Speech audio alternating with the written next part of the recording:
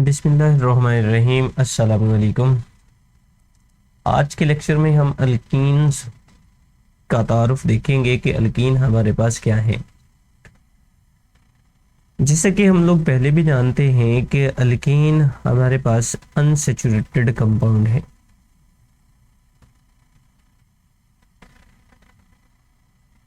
Unsaturated compound ये हमारे पास मौजूद है, यानी अल्कीन में कार्बन एटम्स के दरमियान में डबल बॉन्ड जो है ये मौजूद होता है, यानी ये डबल बॉन्ड कंटेनिंग कंपाउंड जो है वो हमारे पास ये मौजूद है। इनके अगर जनरल फार्मूला की बात करें तो इनका अल्कीन का जनरल फार्मूला CnH2n ये हमारे पास जो है वो इनका जनरल फार्मूला है। अल्कीन्स को ओलेफिन्स भी बोला जाता है।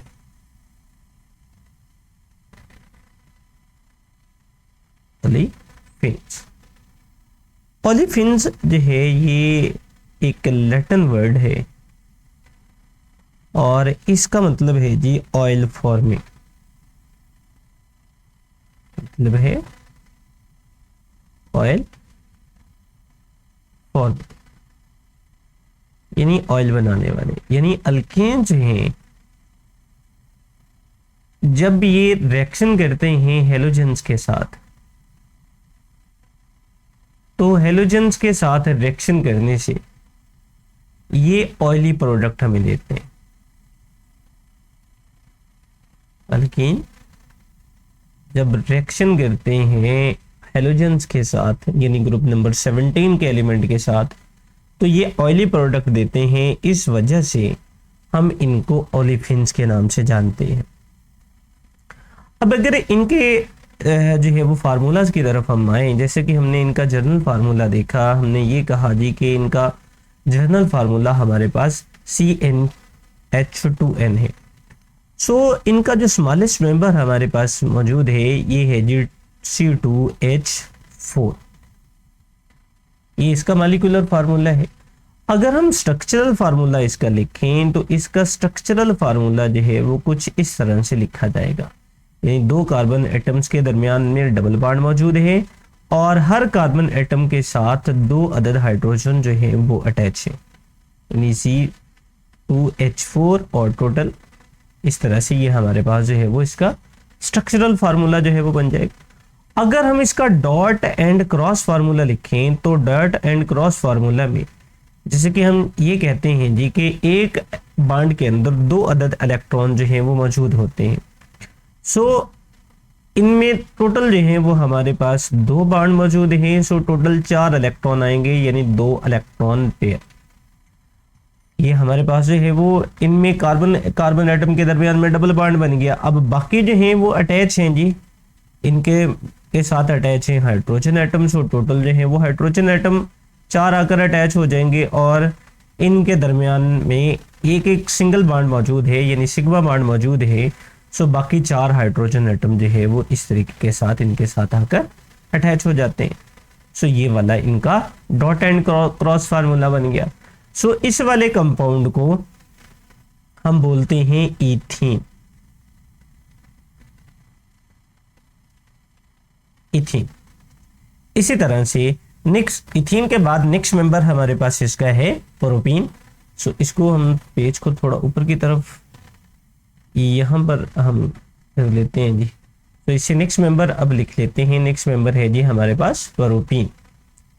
प्रोपीन हमारे पास इसका मॉलिक्यूलर फार्मूला बनेगा C3H6। इसी तरह से इसके नेक्स्ट मेंबर हमारे पास ब्यूटेन आएगा। सो इसका हमारे पास मॉलिक्यूलर फार्मूला बनेगा C4H8। इससे नेक्स्ट हमारे पेंटीन पेंटीन आएगा, इसका हमारे पास मॉलिक्यूलर फार्मूला बनेगा C5H10। सो इनके साथ में इनके नाम भी लिख लेते हैं। ये वाला हमारे पास आ गया प्रोपीन, ये वाला हमारे पास आ गया ब्यूटीन और ये वाला हमारे पास आ गया पेंटीन। इसी तरह से अगर हम इनके अब स्ट्रक्चरल फार्मूला लिखें, लाइक मैं प्रोपीन का लिख रहा हूँ।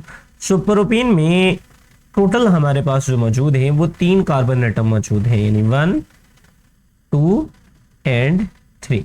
ये टोटल 3 कार्बन एटम जो है वो हमने ड्रा कर लिए। अब इनमें किसी भी 2 कार्बन एटम के दरमियान में एक डबल बॉन्ड जो है वो मौजूद है, यानी आप जिस वाले में मर्जी जो है वो ड्रा कर सकते हैं। मैं यहाँ पर इनके बीच में एक डबल बॉन्ड जो है वो ड्रा कर देता हूँ। बाकी इनके साथ हाइड्रोजन एटम आने हैं। सो एक कार्बन एटम जो है वो टोटल 4 बॉन्ड बना सकता है।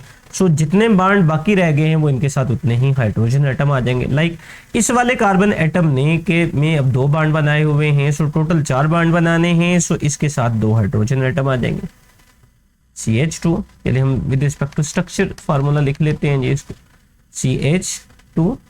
ये हमारे पास, हम इसको इस तरह से करके लिख लेते हैं। सो इसी तरह से इस वाले कार्बन ने, सेंटर वाले ने अब टोटल 3 बॉन्ड बनाए हुए हैं। सो इट्स मीन इसके साथ एक हाइड्रोजन एटम मजीद आएगा। ये हमने एक हाइड्रोजन एटम लिख दिया। और इस वाले ने एक बॉन्ड बनाया हुआ है, सो इसका मतलब है जी इसके साथ 3 हाइड्रोजन एटम जो है वो मजीद आएंगे। सो ये हमारे पास जो है वो इसका स्ट्रक्चरल फार्मूला बन गया।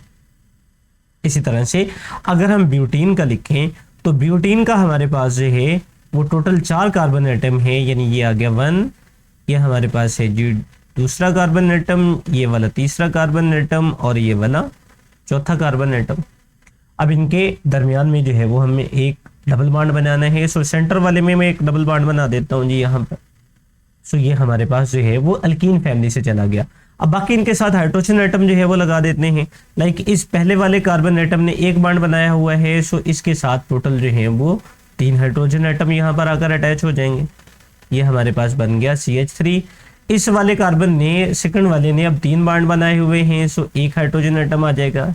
सो इसी तरह से नेक्स्ट वाले ने भी 3 बॉन्ड बनाए हुए हैं, सो इसके साथ भी एक हाइड्रोजन एटम आ जाएगा।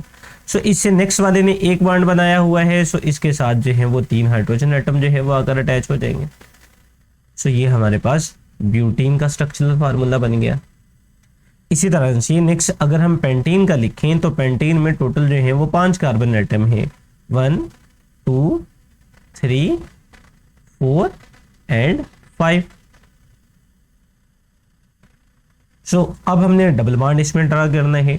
सो यहाँ पर आपकी मर्जी है, जब उन्होंने पेंटीन यानी कोई पोजीशन जो है वो रिप्रेजेंट नहीं की गई तो आपकी मर्जी है, आप जहां पर मर्जी जो है वो डबल बॉन्ड बना सकते हैं। अब यहाँ पर फॉर एग्जांपल मैं डबल बॉन्ड जो है वो इन 2 कार्बन एटम्स के दरमियान में बना देता हूँ। बाकी जो है वो हाइड्रोजन एटम के साथ लगा देते हैं। अब इस वाले कार्बन एटम ने टोटल जो है वो 2 बॉन्ड बनाए हुए हैं, सो इसका मतलब है इसके साथ 2 हाइड्रोजन एटम जो है वो मजीद आ जाएंगे। तो इससे नेक्स्ट वाले ने 3 बॉन्ड बनाए हुए हैं, सो एक हाइड्रोजन एटम आ जाएगा। उससे नेक्स्ट वाले ने 2 बॉन्ड बनाए हुए हैं, सो इसका मतलब है 2 हाइड्रोजन एटम जो है वो इसके साथ आकर अटैच हो जाएंगे। इसी तरह से उससे नेक्स्ट वाले ने भी 2 बॉन्ड बनाए हुए हैं, सो 2 हाइड्रोजन एटम है। उससे नेक्स्ट वाले ने 1 बॉन्ड बनाया हुआ है, सो इसका मतलब है इसके 3 हाइड्रोजन एटम जो है वो इसके साथ आ जाएंगे।